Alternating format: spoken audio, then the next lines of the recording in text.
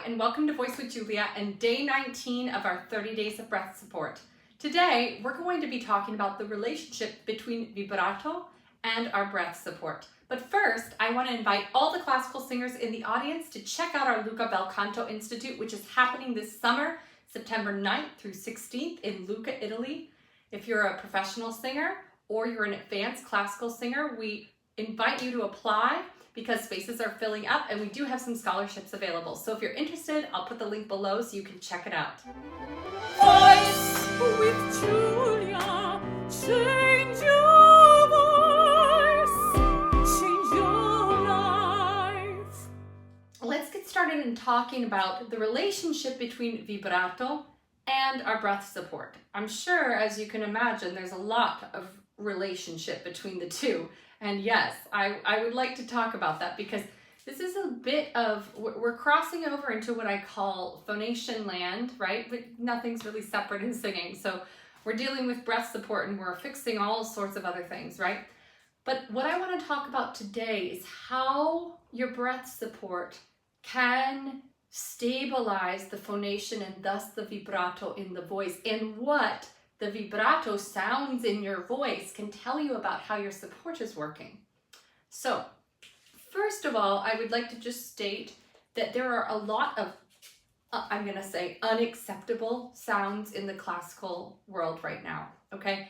And really have always been. But right now there are particularly, probably because there's just a lot of mix of genres that happen, right? So there are vibrato sounds that happen currently, and it's probably, if you go on any like opera buffs website or Facebook group, you'll see everybody complaining about it. So this is not just a creation of my own mind. You'll actually see people talking about wobbles, too big vibratos, and things like this, right?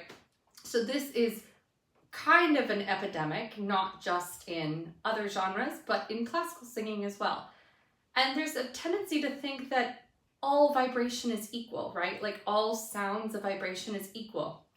But I'm here to say that it's not actually.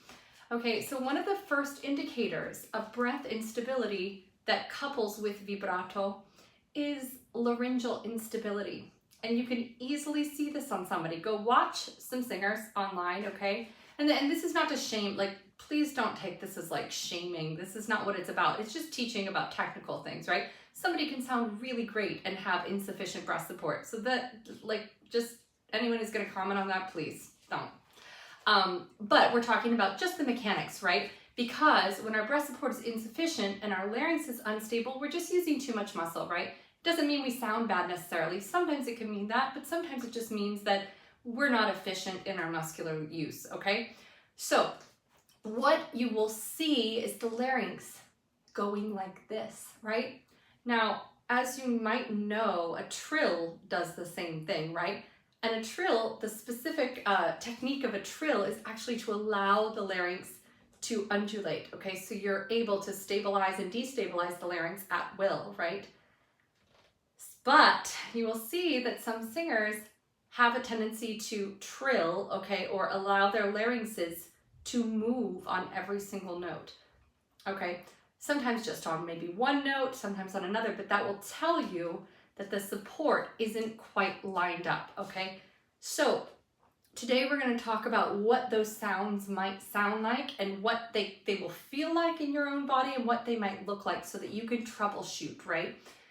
So essentially, the appoggio effect is retaining the sense of inhalation, the sense of stretch in the body, stretch in the voice, that we're not pushing the breath onto the voice.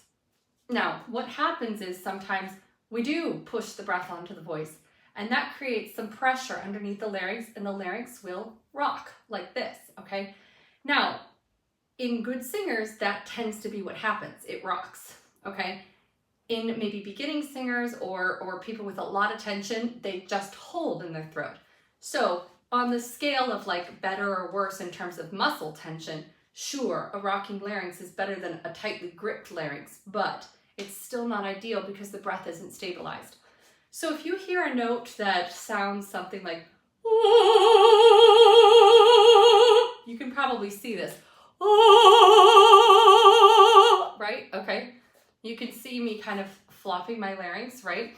Now, a stabilized tone won't do that.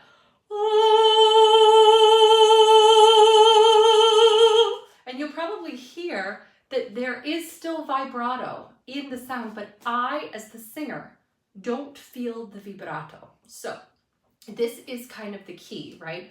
When you're practicing, when you're doing exercises, you want to retain a sense of singing with delicate straight tone, okay? It's not straight tone as in grabbed, right? But it's the sense of buoyant straight tone, okay? Because that will indicate that you are actually on the breath, and the natural vibrato, the natural overtones will happen without you making them here, right?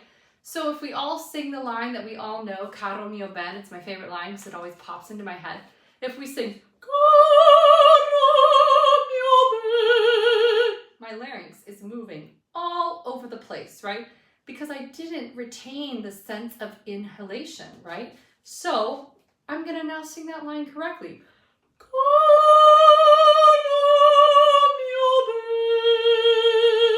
And what I do is I keep the inhalatory effect in my body, right? I allow this to be flexible, okay? I keep the expansion. But if you are noticing that you're singing, and this can often happen, sometimes singers, they have great support. They sound fantastic. And then there'll come a spot like a quick coloratura run and the larynx destabilizes. And then they're wondering why they're having trouble like maintaining to the end of the phrase, right?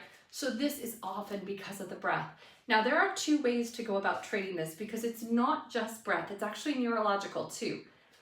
What needs to happen is we have to have the sense that each note is important and is sitting on the breath, and that we are not allowing us to kind of like round up pitches, right? Or like just gloss over parts, that we are truly singing everything.